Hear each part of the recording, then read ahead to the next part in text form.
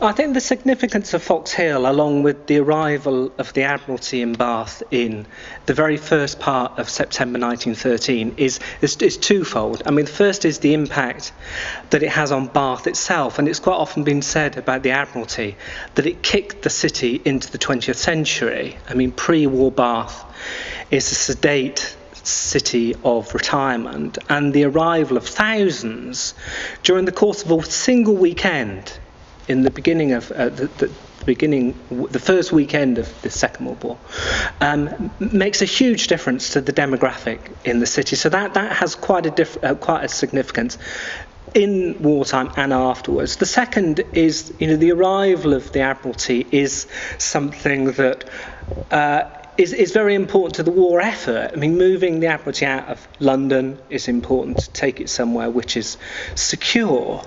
But the entire course of the Sea War is in large part due to the work of people in the Admiralty offices at Foxhill, Ensley and Warminster Road. But Foxhill perhaps the most important because it was Director General Ships. It was responsible for the design and maintenance of the ship fleet. The other sites were more responsible for logistics and support. But the design of warships during the Second World War, and in large part the shape of the post-war Royal Navy, is conceived at Foxhill. How did the arrival of the Admiralty in Bath change the city? I mean, how involved was the city in the Admiralty sites? Well, if you think having several thousand people arrive in one go during the course of 2 days, these are civil servants who in London are given the minimum of notice, are told to pack a suitcase. They don't know where they're going. They arrive at Bath Spa railway station. They're taken to the pavilion where they're being billeted in hotels. One of the reasons why Bath is chosen as a place is the large number of large residential hotels in the centre of the city, which can not only be used to accommodate these refugees, you might say, new arrivals, but subsequently could be used for offices. And places like Foxhill, Warminster Road and Ensley are not built until 1942. So a lot of the early part of the war, the first 2 or 3 years, is done from, using rooms that had been bedrooms in hotels and any space that the Admiralty could find. They build these single-storey, rather undistinguished, it would be fair to say, blocks in places like Foxhill. Later on, it's in the city centre that these people are suddenly appearing and, taking up, and all the people who had been in these residential hotels are turfed out. I said about them kicking the city into the 20th century. Well, a lot of these older people are kicked out of these residential hotels to make way for this important war work. After the war, the site's still very busy. I was told Foxhill played quite a major part during the Cold War period. It's true. I mean, at one point, the plan was for the Admiralty to return to London. I mean, in some ways, it would have made sense.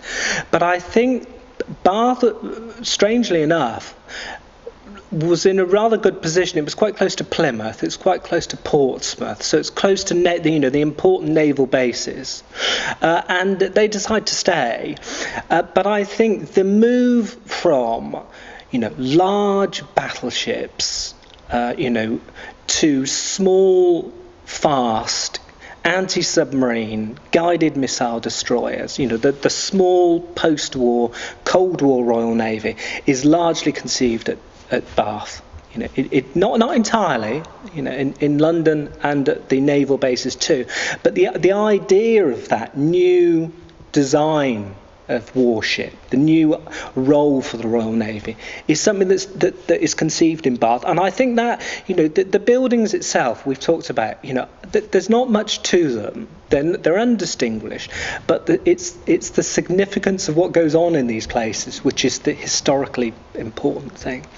It is quite chilling, actually, to think that in such a genteel city, they were planning Armageddon, in a way. Absolutely. I think the further we get from the Cold War, or what we call the Cold War, the more frightening it appears, and the more you see Bath's role in that. And as you say yourself, Bath has always appeared to be, like a swan on water, very sedate from above, but frantically paddling from below. And I think the Admiralty is a classic example. I mean, shrouded in some degree of secrecy, which, as I say, as we get further from the Cold War, is being that shroud is being removed. But I think it is chilling, and what was going on.